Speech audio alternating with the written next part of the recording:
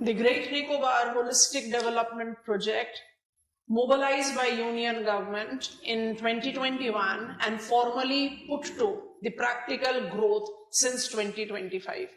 This project is aiming at developing multiple developmental aspects in the Great Nicobar Islands in 3 phases to be completed in 2047. This project involves the eternal dilemma coming into limelight one more time about development and conservation. Whenever such important aspect evolve in around us, it do generate the probability of multiple aspects of the questions. Think about it. I can associate Great Nicobar development with geopolitics. I can relate it up with environmental sustainability. I can relate it up with hazard risk mitigation, whether it is earthquake because we are in seismic zone 5 or tropical cyclone. We can correlate it to regional development with trickling down because the township development or power plant by default will generate out trickling down factor. But the question that remains in the forefront, how can we justify the fact that Great Nicobar Island is home of one of the densest rainforests of our country? It is the location that is identified with endemic fauna, and these endemic fauna, specifically to mention the most important, I'll say, the Great Nicobar leatherback turtle. The Great Nicobar leatherback turtle incorporate Galathea Bay as its largest nesting site. And mind it, these turtles are the world's largest sea turtle. Such kind of endemism by default will have the displacement. And it is not just about the displacement of fauna or flora, it is also the endemic community. Great Nicobar Islands are associated with Nicobaris and more importantly the Mongoloid Champanes. Their rights to the land and forest. So can I take an absolute stand which is oriented towards no development in Great Nicobar, it should be a status quo that should be maintained, or all development as has been proposed with the compensation, and that is interesting, that the green which will be displaced or green that will be converted for non-green activities will be compensated with compensatory afforestation far off in Haryana. So is it that we need to continue with business and forget about the environment, forget about the endemic population, or vice versa? Answer is not that straightforward. We are trying to learn Great Nicobar holistic developmental projects and all the aspects that comes out as challenging. If you have to take the reference of the study that is related to this particular concept, there are multiple avenues in which the questions can be framed. Without wasting much time, we are trying to understand the important aspects that correlates with Great Nicobar. As of today, we are having some 9,000 odd people living in Great Nicobar, and Union government proposes that it will increase to 6.5 lakh by 2050. Is island having that much of carrying capacity? You are aware of insular biodiversity. Carrying capacity of islands like Great Nicobar by default has put to higher fragility because of the sea surface temperature increase and rise in the mean sea level. All these aspects that we have to take into account, whether it is related to the gas power plant to be developed, international container terminal to be developed, township to be developed, greenfield airport to be developed, all these have got their pros and cons for all of us to analyze. And the questions by default can be framed up with the holistic understanding of it. So getting on to learning of Great Nicobar holistic development project in 3 phases. Great Nicobar Island is the largest of Nicobar Islands. As we conventionally take into understanding, Nicobar Islands are smaller in size compared to Andaman Islands. Great Nicobar Islands is located in the southernmost edge of our Andaman Nicobar Islands, and when I take reference of Great Nicobar Island, as I said, the biggest of the Nicobar Island, having its size compatibility with the northern counterpart Andaman. So Great Nicobar Islands location incorporates certain important strategic economic benefits that are correlated. So located in the southernmost part, largest of Nicobar archipelago, has absolute edge as it houses Indira Point, which is officially the southern tip of our country, and it's a geopolitical hotspot as it is strategically perched right next to Strait of Malacca, one of the busiest maritime choke point. 30% of the global oil marks up a transit from Strait of Malacca. So I am involving Indira Point, the southernmost tip of Indian Union, and I am significantly proximate to Strait of Malacca. What is that Strait of Malacca prominence? Location may add something very important. Majority of the part of Great Nicobar Island incorporate Campbell Bay National Park along with Galathea National Park. And I've already told you, Galathea Bay right here is the important bay when it comes onto the nesting site of leatherback turtle, the largest sea turtle of world. So you have got the defined characteristics that you can apply in terms of its location of this particular island that we are taking into consideration. The developmental program incorporate multiple things. We are trying to learn each one of them one by one. So the developmental program projected involves 4 principal constituents, and these 4 principal constituents are having their due economic and geopolitical significance as well that cannot be ignored out. Mega project spans roughly 166 square kilometers of land, and it is built around 4 fundamental pillars: International Container Transshipment Terminal, Greenfield International Airport, Gas and Solar Hybrid Power Plant, and New Smart Township. All located somewhere in the southern fringe of Great Nicobar Island. These are the 4 principal pillars on which we are having our integrated, holistic Great Nicobar Development Program. And as I said, it will be involving 3 phases of development. When I take reference of International Container Transshipment Terminal, it will be located in Galathea Bay. This is something that has been strongly challenging, making environmentalists contradict the stand. Because Galathea Bay is ecologically sensitive location. It by default will be, it's a deep water port which India definitely needs. So the dilemma is very difficult for us to get onto a side that this side is better and that side is not.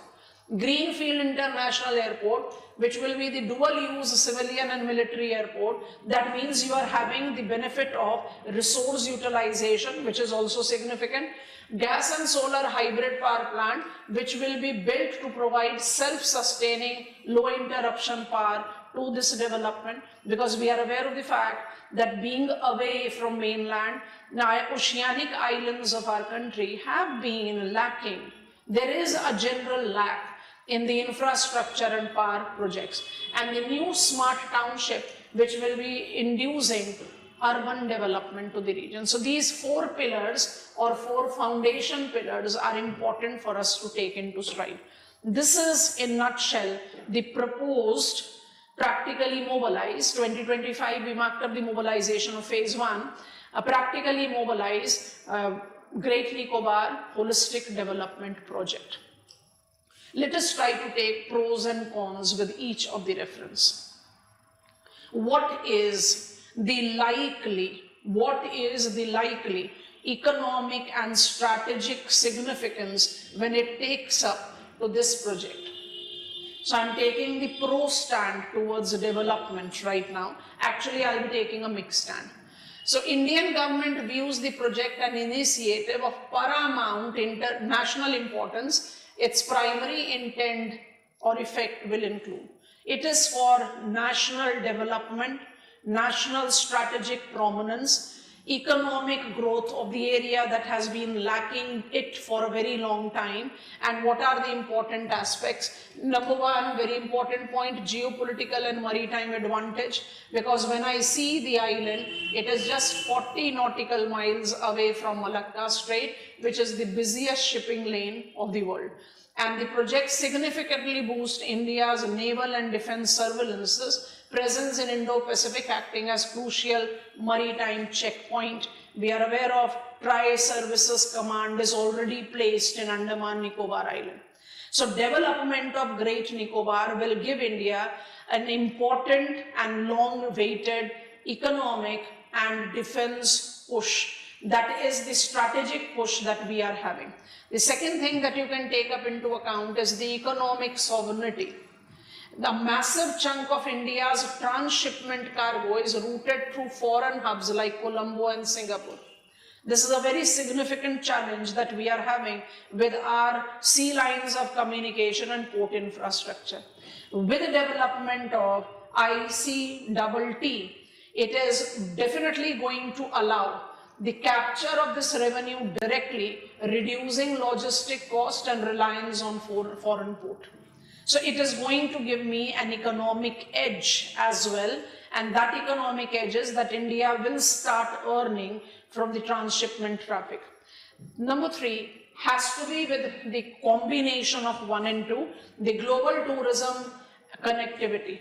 Proximity to major Southeast Asian tourist hotspot Phuket, Langkawi positions Great Nicobar to become a massive international transit and eco-tourism zone, which will again push up infrastructure growth. As an optional student, you can think about the trickle-down effect of Francis Perrox to justify that we can have applicability of this holistic Nicobar development project as the factor which will spill over, which will create on a virtuous cycle of economic growth.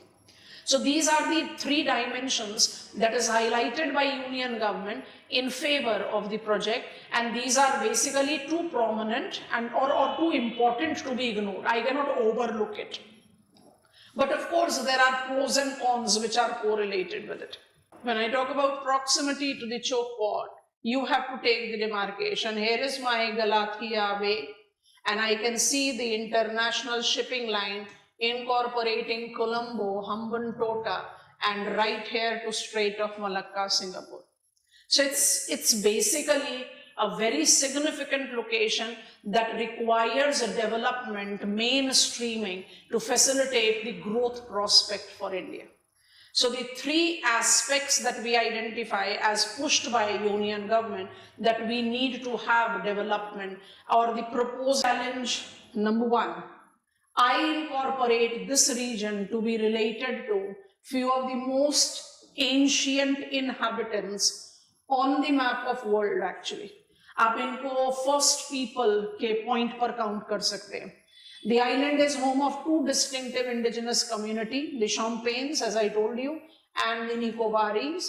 Champanes are classified under particularly vulnerable tribal group. They are semi-nomadic isolated group of hunters and gatherers living deep within the interiors of the rainforest. And when I talk about Nicobaris, unlike Champagne, the Nicobaris are traditionally settled horticulturists. So they are comparatively better off economically. Marine fishermen. Originally, they were living in coastal villages in large proportion, but was forced to relocate to the Campbell Bay area after the devastating 2004 tsunami. So I have got two indigenous people that are marking up their population concentration here, and we definitely have to safeguard their interest. Champagne, Nicobaris. Champagnes, particularly vulnerable tribal group. And when we talk about their characteristics or their requirement, by default, such developmental project is going to create disturbance, encroachment to the tribal domain. So what are the challenges that are being foreseen by planners, anthropologists, geographers, or even environmentalists? Impact on indigenous tribe by default will be the encroachment on the tribal reserves and loss of foraging ground for them, because there will be the displacement of the people. You have to relocate. When you will be mobilizing developmental project, you by default will be relocating the forest, the grassland, and thus relocating these people. To answer this, Union government have highlighted the tribal welfare approach. So this is the challenge that has been identified. Their displacement is inevitable, no denial, but there is a welfare clause which is added with it that says the Great Nicobar project is fully aligned with the Champagne policy of 2015 and Jarva policy of 2004, which mandates that large-scale development proposal prioritize the welfare and integrity of particularly vulnerable tribal group and follow structural consultation process. Nothing will be done without consultation of the concerned tribal population. But we need to understand, and it is something which is very evident and a cause of concern, that this level of 92,000 crores of developmental project by default will induce land acquisition, displacement of tribal people, terminating their traditional way of living, and that has to be agreed upon by the people who are right there since their origin. So that is a debate. Number one, that goes up with the problem. Number two, extremely challenging, and we are having the global reservations towards it, because when I talk about Great Nicobar, I'm not talking about biodiversity hotspot of Indian domain. Great Nicobar is member of Sundaland biodiversity hotspot, and development by default is going to alter the biodiversity characteristics that correlates with it. So second challenging avenue that we have to take into consideration when it comes on to this particular project is biodiversity, the ecological absolute wonderland that it is. It is pristine tropical wet evergreen forest, which is UNESCO Biospheric Reserve, Great Nicobar. It's a hot spot of endemism. Nicobar megapode, leatherback sea turtle, I talked about it in the very beginning, the largest sea turtle. Another endemic includes crab-eating macaque, Nicobar trees shrew, and the reticulate python. Flora incorporates more than 650 species of plant, and that includes the rare tree ferns, unique orchids that thrives in the perpetual equatorial humidity. This is biodiversity wonderland. It is UNESCO's MAB site. It is part and parcel of Sundaland biodiversity hotspot. And any development for that matter, and we are right now talking about mega development, is surely going to disturb the balance that has been there in the natural domain. What are we? What is the solution? What is the way forward suggested? So the way forward that goes up with this is correlated with afforestation. Let's see how it is taken. This project will lead to massive deforestation, and that pristine tropical rainforest, officially estimated that up to 7.11 lakh trees will be chopped down. More than 7 lakh trees, because we'll be diverting 130 square kilometer of tropical equatorial region. There will be coral reef destruction. We have selected these destruction because these are the points which have been highlighted what we'll be doing for the environmental sustainability. So building port at Galathea Bay threaten thousands of rare coral colonies. Plans by Zoological Survey of India to translocate over 16,000 coral colonies have been a big spectacle.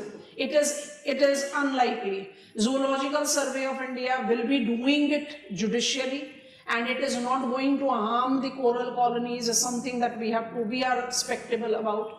But when it is coming on to ecological devastation, it's not just the pristine tropical rainforest, it is coral reef destruction also, and we have already enlisted endemic specimen.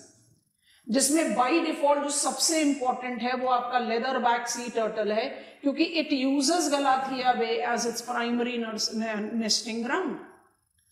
So impact, we are talking about the biodiversity wonderland. जहां आप 7 लाख पेड़ों को गिराएंगे, आप 16,000 coral colonies को translocate करेंगे, Galathea बे में आपने एक मेजर कंटेनर टर्मिनल डेवलप करना है, तो automatically the nesting site of the leatherback turtle is going to be disturbed. What is the answer that we have? Of course, one answer has already been referred, that we will be translocating 16,000 coral colonies.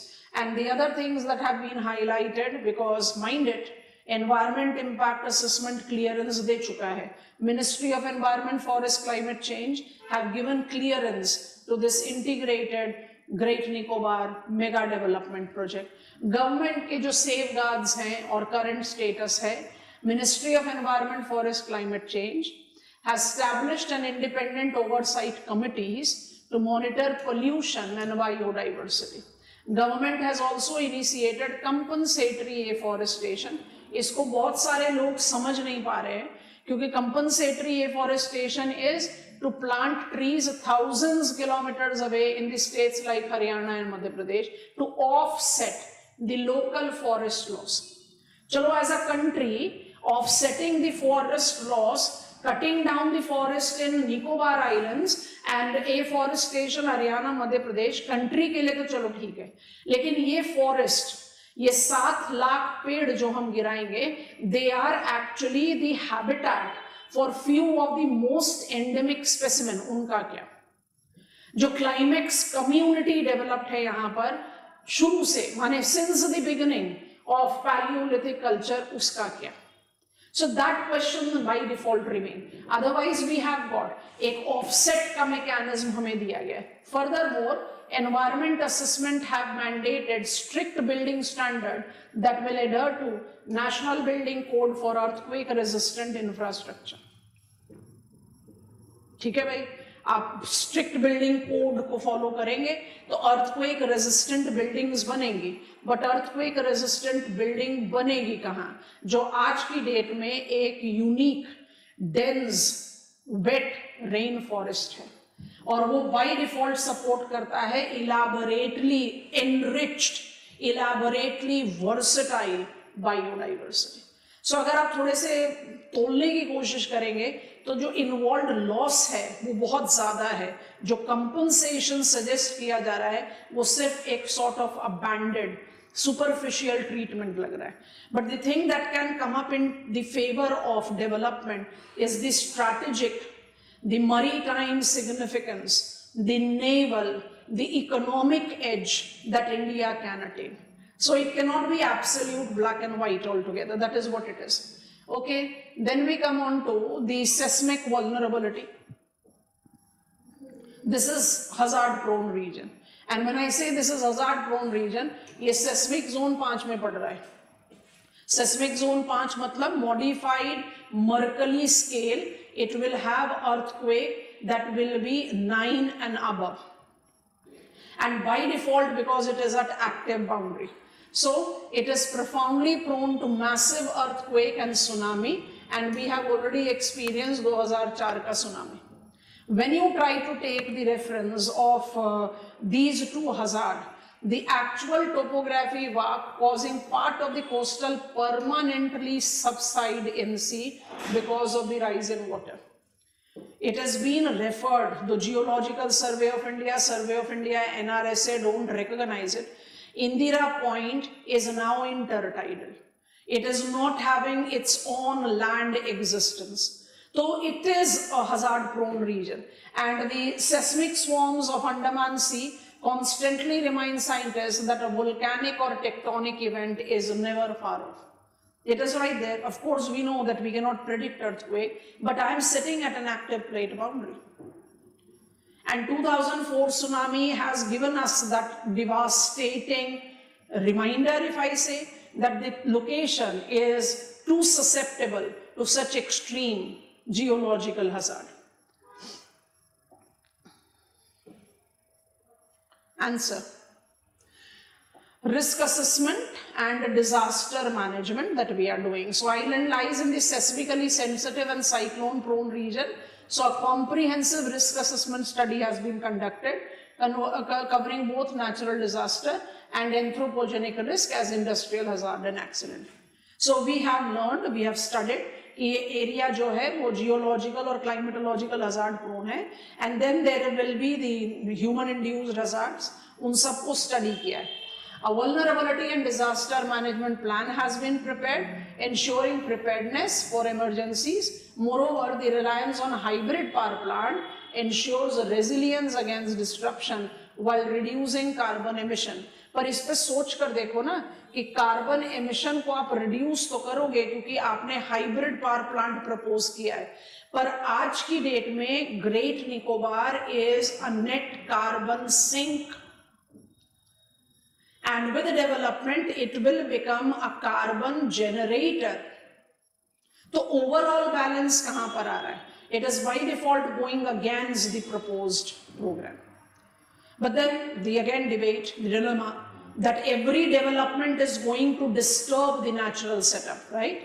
So every development is going to have some detrimental effect.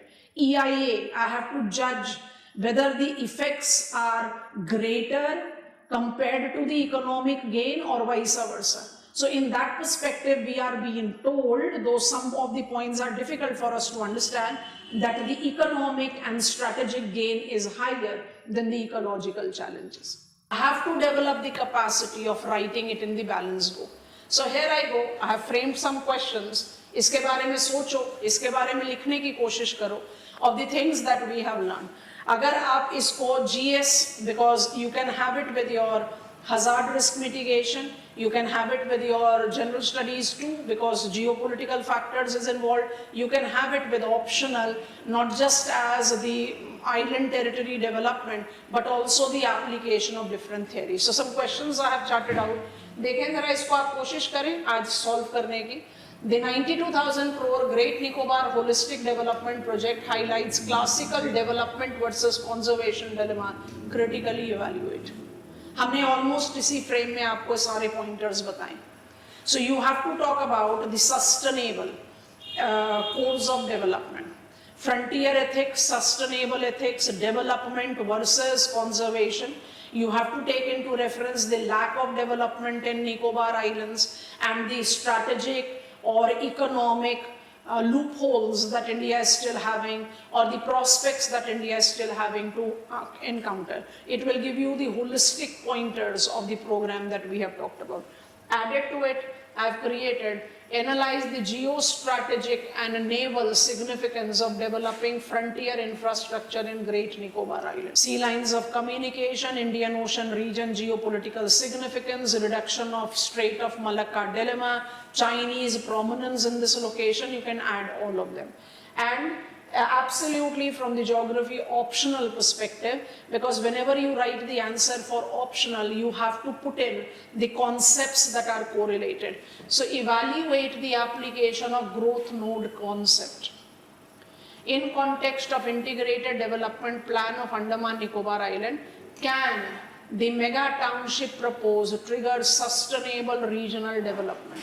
Trickle down का factor तो हो सकता है, trickle down का factor हम apply कर सकते हैं. तो आप इसको प्रूव करने के लिए पेरोक्स node periphery, how there is, you are taking up the trickling down effect and spreading out of the development.